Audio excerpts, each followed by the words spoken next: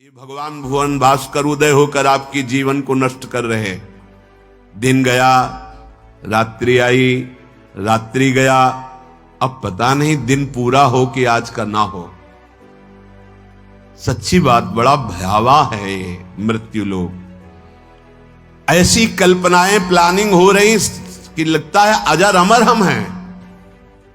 आगे से आगे की 7 पीढ़ी सुख भोगते रहे, इतना व्यवस्था कर ले हम। 7 मिनट का भरोसा नहीं कि जिनके लिए हम 7 पीढ़ी की सोच रहे हैं वो 7 मिनट रहेंगे कि नहीं, या जिससे सोच रहे हैं ये रहेगा कि नहीं। बड़ा भयावह विषय। तुम्हें भय नहीं लग रहा? माया की तरफ से निर्भय हो तो महाभय को प्राप्त हो जाओगे। भजन की तरफ वृत्ति जोड़ो, फिर निर्भय हो तो परमानंद को प्राप्त हो जाओगे। तरी जाती है आयु रात दिन, रसना प्रेम सहित कही हरि हरि हरि। राधा कानन शरण मना परी। मन से और तन से यदि वृंदावन का सेवन करने का सौभाग्य मिला है, तन से तो वृंदावन वास हो ही रहा है, पर मन से भी करो। कैसे होगा? तो बोले रसना हरि हरि, जिह्वा हरि हरि नाम, राधा राधा राधा, कृष्ण कृष्ण कृष्ण, ये रटना प्रारंभ करो। ना हाथ में माला है, ना मन में मंत्र चल रहा है, ना नाम चल रहा है, असंतुष्टता होती। किसके साथ तुम धोखा कर रहे हो? अपने साथ कर रहे हो। आज कोई टोकने वाला है, कल कोई टोकने वाला नहीं मिलेगा, कोई रोकने वाला नहीं मिलेगा। रौन देगी माया। विश्वास कीजिए, लाखों सर झुकाएंगे, लेकिन चूक जाओगे तो कोई तुम्हारा मुंह नहीं देखना चाहेगा। ध्यान रखना, ये संसार है। सही मार्ग पे चलोगे, भगवत भजन करोगे, बिस्तरे सब जग विमल कीरति, साधु संगति ना टरे। नहीं तो ठेका नहीं लिया संसार ने तुम्हें सर झुकाने का। अगर आज सर झुका रहा हो, नाम जप और सही ढंग से नहीं चलोगे तो कल तुम्हारा कोई चेहरा नहीं देखना चाहेगा। तुम्हारी छवि उठाकर नाली में फेंक दी जाएगी। ये संसार है। होश में। भगवान ने तुम्हें केवल विरक्त मार्ग, भगवत मार्ग दिया है भजन करने के लिए। रात दिन तुम्हारी आयु क्षीण हो रही, कमाई कर लो, जाना है प्रभु के पास। यहां की प्लानिंग है केवल धर्म पूर्ति के लिए सोचो, भगवत प्रसन्नता के लिए सोचो। मान जाओ मेरी बात। नहीं, बहुत बहुत इतिहास साक्षी हैं, बस प्लानिंगें ही चलती रहती। मन की मन में ही रह गई, कुछ कर नहीं पाए, और जो मन में रह गई वो आगे जन्म के विस्तार कर दिया। बड़े महापुरुष कह रहे हैं, टरी जाती है आयु रात दिन। रात दिन चला जा रहा है। काल करे सो आज कर, आज करे सो अब, पल में परलय होएगी, बहुरी करोगे कब। भजन के लिए अरे फिर कर लेंगे, और भोगों के लिए, विषय के लिए, प्रपंच के लिए अभी। उल्टा करो, जब भोगों के लिए मन लालायित हो तो आगे के लिए टाल दो। भजन के लिए अभी अभी अभी, इसी समय से। राधा राधा राधा।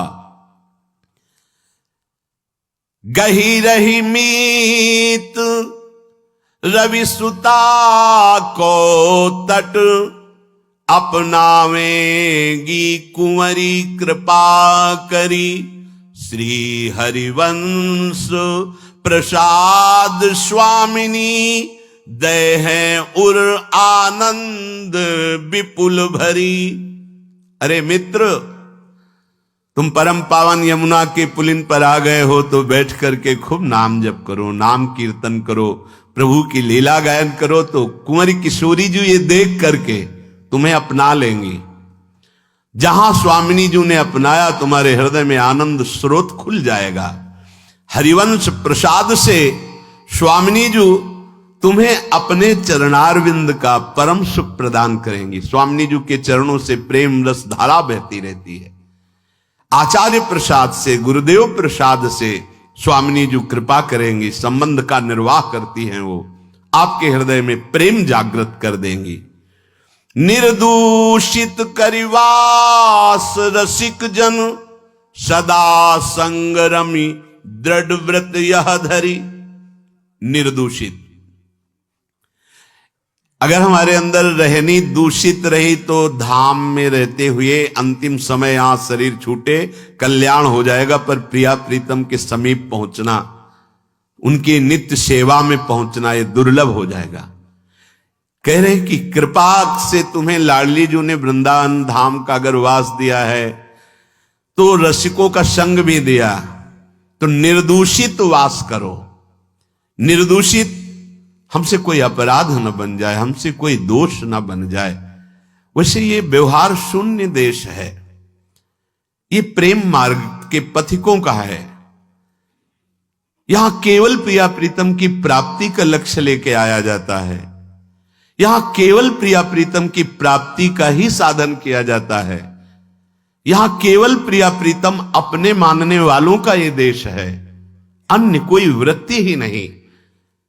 निर्दूषित कर वास और रसिक जन संग सदा, दो बातें।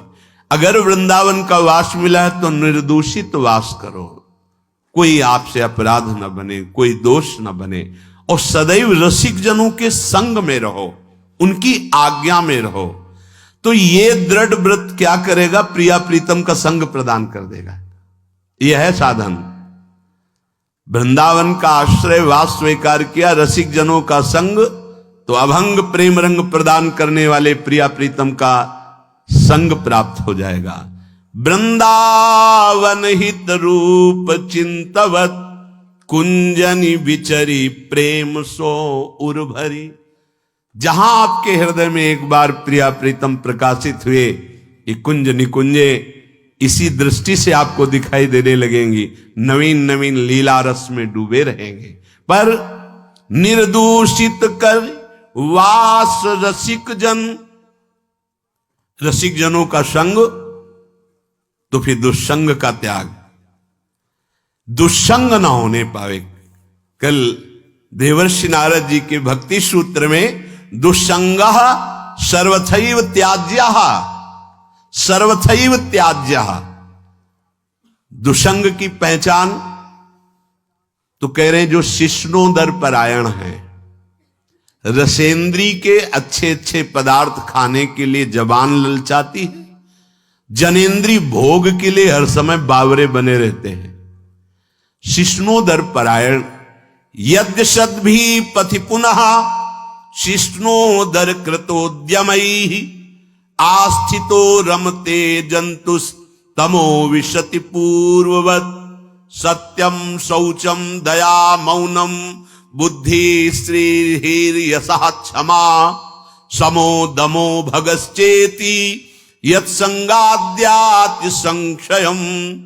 तेषु शान्तेषु मूढ़ेषु खंडितात्म स्वसाधुषु संगम न कुर्याच्छोच्चेषु योषित क्रीडा मृगेषु च।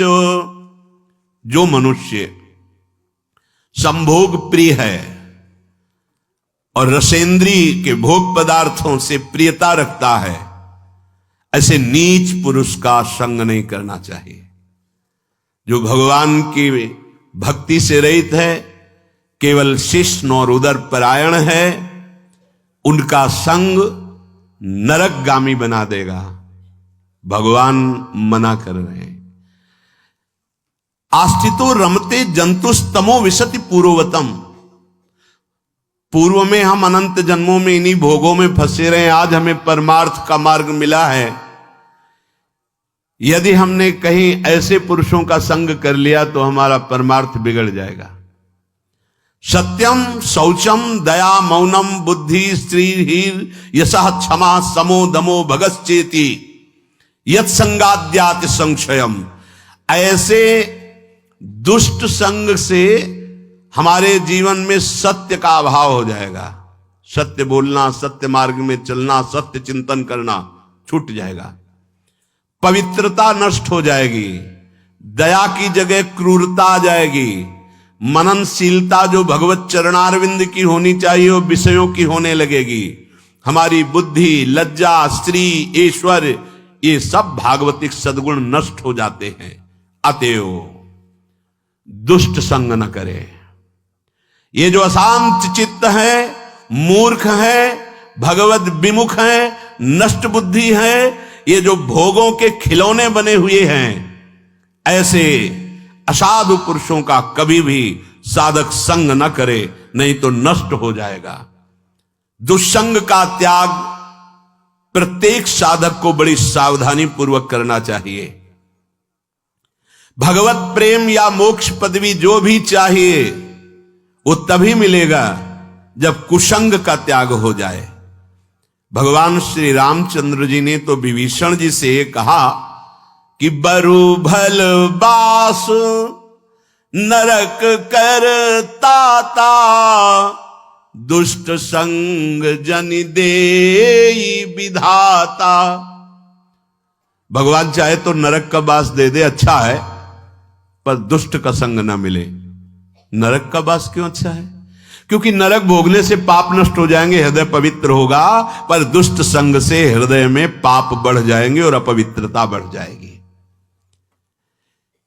दुष्ट संग बड़ा दुर्भाग्य उदय होता है तब मिलता है, जैसे बड़ा सौभाग्य उदय होता है, भगवत कृपा होती तब साधु संग मिलता है, ऐसे बड़ा दुर्भाग्य उदय होता है तब दुष्ट संग मिलता है।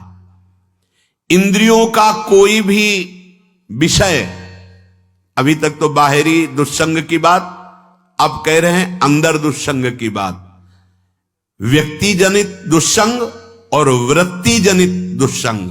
अब अंदर की बात, इंद्रियों का कोई भी विषय जो हमारे मन को प्रियालाल से अलग करके, सतमार्ग से अलग करके भोग लालसा पैदा कर दे, पाप लालसा पैदा कर दे, गंदे विचार बढ़ा दे, हमारे भगवत प्राप्ति से हमारे चित्त को चलायमान कर दे, वो दुष्संग है वृत्ति का।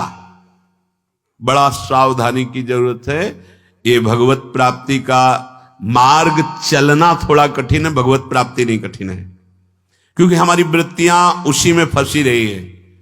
तो ऐसे सत्संग 10 वर्ष सुनो, और हमें लगता है कि अगर सही दुस्संग हो जाए तो 10 दिन में पूरा 10 वर्ष का चैप्टर बदल देगा। तो 10 वर्ष का सत्संग काम उतना नहीं किया, क्योंकि 10,000 जन्मों से हम दुस्संग में ही रहे हैं। तो जहां दुस्संग मिला तो मन राजी हो जाता है, यार बहुत जल चुके, 10 वर्ष हो गए। भगवत प्राप्ति के मार्ग से हमारे चित्त को चलायमान कर देने वाला दुस्संग हमारे पास भेजा जाएगा। बात समझना, माया ऐसे पार्षदों को भेजेगी। बहुत सावधान। अपने जीवन को केवल इसीलिए प्रारंभ हुआ था, प्रियालाल के लिए ही हमारा जीवन। हमें हर्षित नहीं होना किसी भी पद, व्यक्ति, वस्तु, स्थान में। अगर हर्षित हो गए तो मन फिर प्रियालाल में लगना बड़ा कठिन हो जाएगा। ये बालू का बांध है, एक बार फूटा तो दोबारा बनाना बड़ा मुश्किल है। सावधान।